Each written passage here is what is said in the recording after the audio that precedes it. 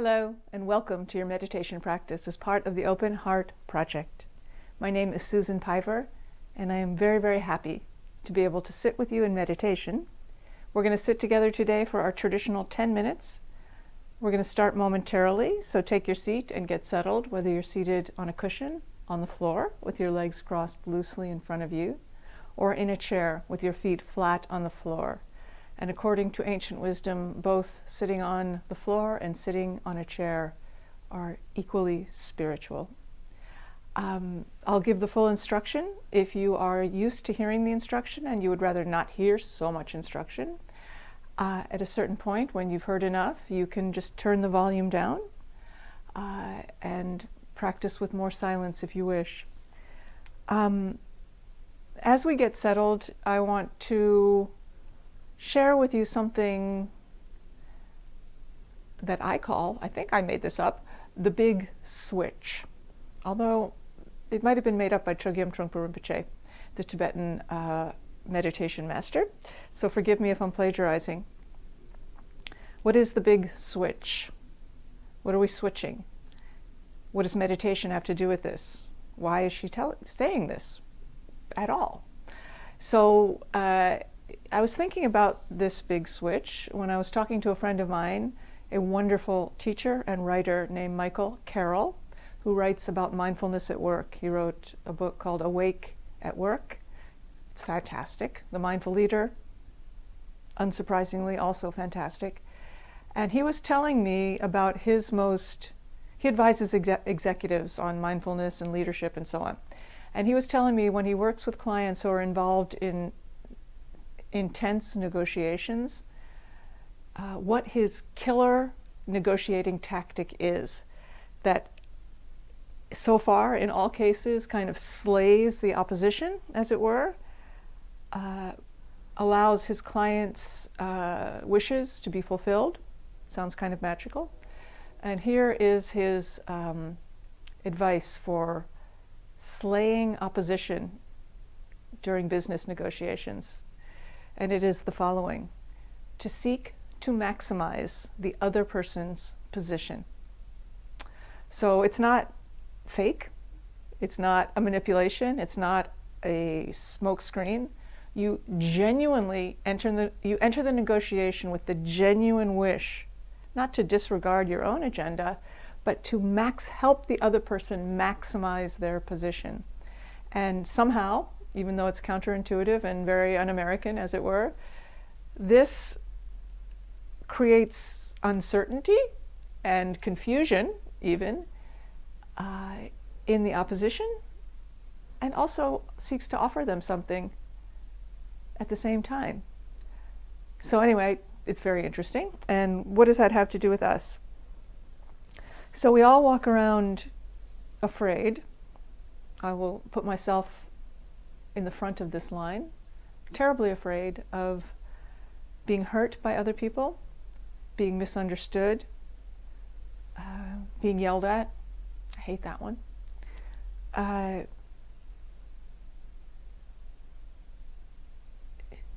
Being overlooked, attacked, misled, manipulated, and so on. The list goes on forever and ever. And we enter, again, I'll just speak for myself, the situations of my life already defended, assuming the worst, even with people I know and love.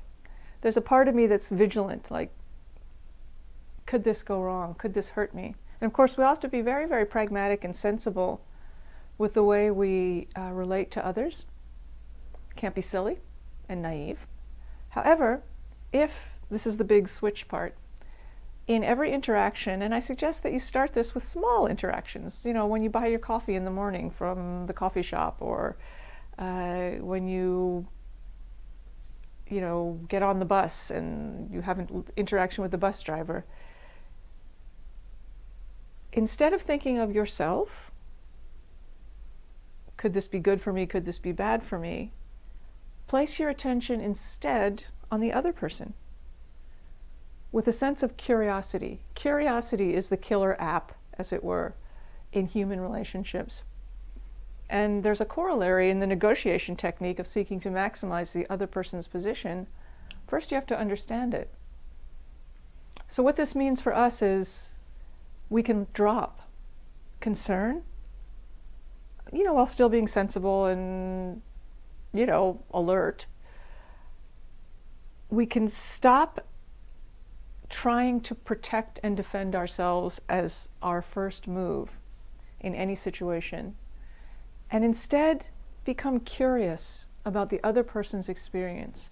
The switch is taking my attention off of this and placing it on this. And when it moves from here to here, something very interesting happens. Don't take my word for this. Try it yourself and see. This, rather than feeling neglected and even more vulnerable, actually starts to feel powerful and settled and seated and strong, without need for defense. When you're focused on the other person, how are you doing? What's happening for you? What is it like for you to be a bus driver? I'm not saying you have to ask these questions, but when you hand your money to the bus driver, or your token or your card, whatever it may be, how do they take it from you?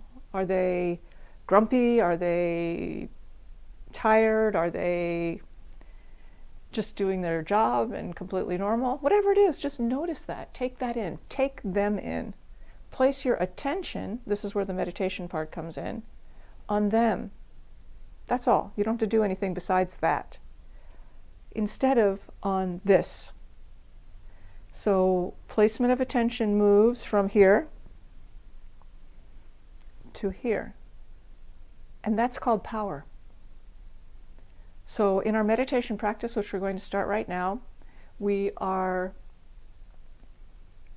working with seeing where our attention is, and then developing the muscle of redirection to purposefully bring that attention back to the object of our choosing, which in our practice is the breath, but at Starbucks is the person that's giving us our latte. Or, when you come home is your child asking for a snack, or whatever it might be. But when the attention moves from here to here, don't take my word for this, you must try it yourself and see, a sense of confidence and empowerment returns. And this is why, I presume, the Dalai Lama and other great teachers have said things along these lines. If you want to be unhappy, think of yourself. It doesn't mean care about yourself, because we all need to care about ourselves. It means obsess about yourself. If you want to be happy, think of others. Not because that makes you a nice person, particularly, although maybe it does, but because it takes this sense of agitation about who am I and where am I and what's happening to me out of the equation, and instead gives you a sense of expansiveness and graciousness in the way you move in the world. Don't take my word for it. I know I already said that several times. So we're going to practice now. We're going to practice cultivating placement of attention on the breath in meditation, so that when you rise from your meditation and go into your post-meditation experience, you have the capacity to place your attention on the people you encounter and the situations that you're in. That's why we're practicing, not to be great at being meditators, but to be great at being in the world. Love to hear your comments, as always. This is also PS, what is known as compassion. Just thought I'd stick that on at the end. Doesn't mean being nice, it means placing your attention generously on others. Okay, here we go.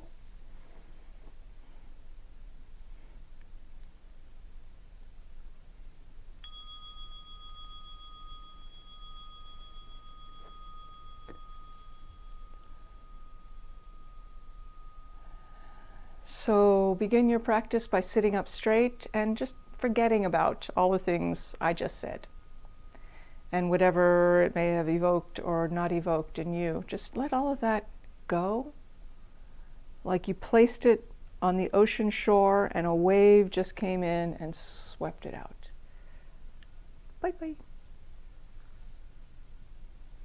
And here we are, going to meditate together.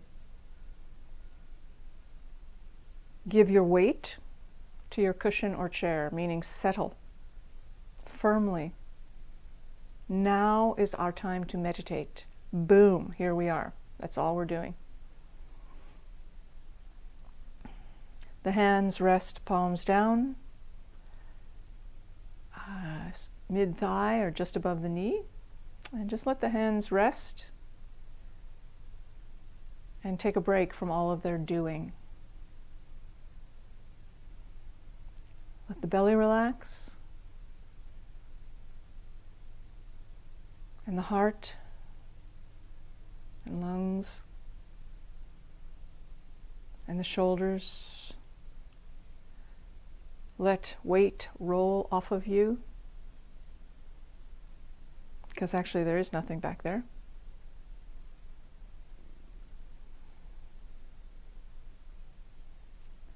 The chin is tucked a little bit, the back of the neck is long, the mouth is closed, but the lips and teeth are slightly parted, which helps the jaw and the muscles of speech to soften.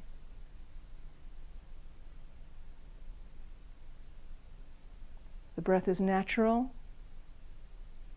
obviously. Just breathing. There's no breathing technique of any kind.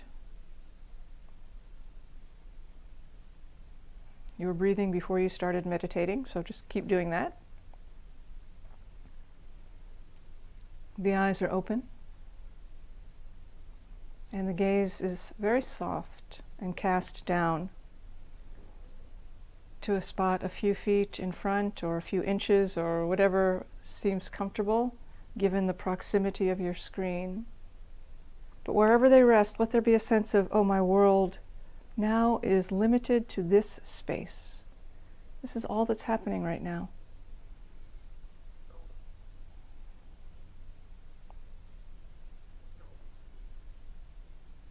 And the crown of the head reaches up.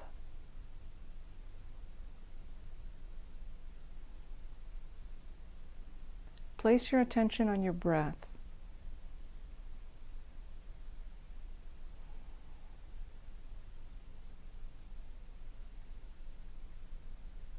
Feel yourself breathing in and out.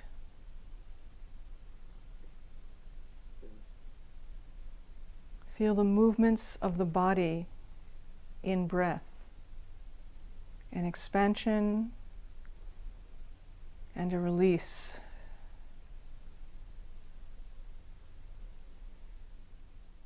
An expansion and a release. The mind will continue to make thoughts. Good. That's what it does. Just like the eyes see and the ears hear, the mind thinks. However, that's not our focus right now. So the thoughts just keep happening, like seeing continues to happen, hearing continues to happen, but the attention is married to the breath.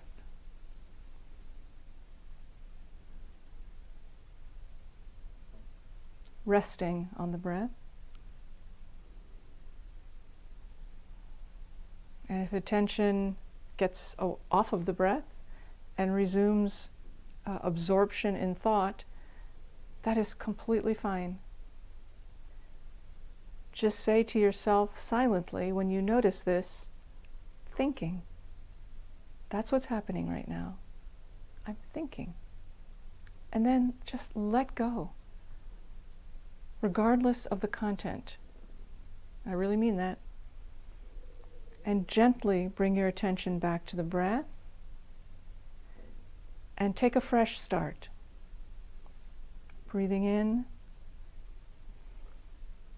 and out.